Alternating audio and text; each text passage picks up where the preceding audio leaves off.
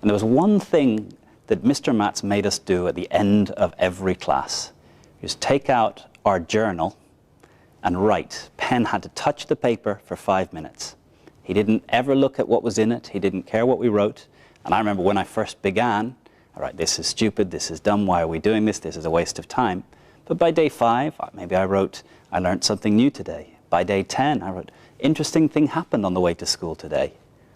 And that habit that he formed through a year of teaching biology, 5 minutes every day, is something that I continue to do.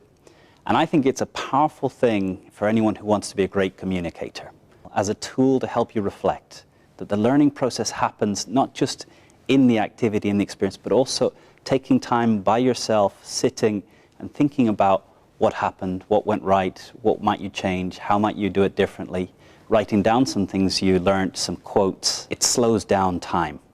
For a short period, you're not in the rush of having to take a decision. You can clarify and take your time to work through a decision. Take the experiences you're going through now and use them to live a better life.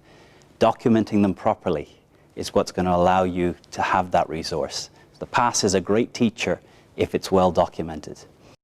So the first thing that journaling does for you is it helps you clarify your thoughts and your feelings. Oftentimes when something happens to us, our thoughts are going a mile a minute. We have one thought, then another thought, and it leads to another thought, and oftentimes you're not even aware of that. Well, sometimes taking that deep cool down, that breath, and helping you organize your thoughts in a succinct and linear manner, that's what journaling allows you to do. When you can write them down, once you write something down, it gets out of your mind, it goes away. The second thing journaling does is it helps you know yourself better. You see, oftentimes we're not aware of our thoughts or our belief patterns or what we do. We can see other people, but seeing us objectively is really hard to do.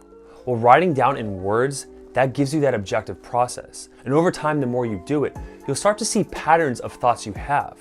Once you recognize those patterns, you can have more control and awareness of them, and then you can change them.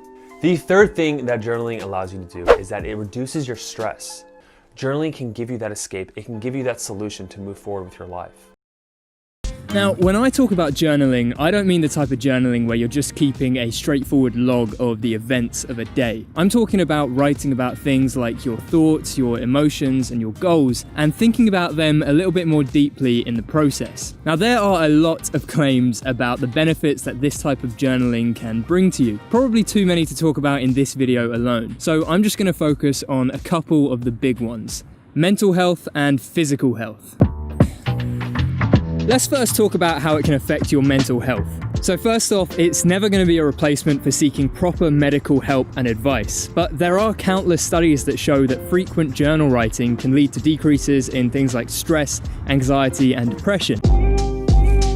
And journal writing is also a form of meditation. It forces you to slow down and focus on one thing, in this case a singular thought, for an extended period of time. Essentially, different types of meditation can potentially decrease stress and have positive effects on your ability to control attention, to regulate your emotions, and to have self-awareness, and can also impact your memory and learning abilities, with studies showing that it causes actual changes to the makeup of your brain. But journaling can also help with your physical health. There's evidence that this sort of journaling can actually strengthen your immune system and speed up healing times from injuries. Now this sounds pretty bizarre, I know, but it might be an indirect effect of decreasing levels of stress and stress-related hormones like cortisol, which at high levels for long periods of time can actually weaken your immune system and slow down healing times.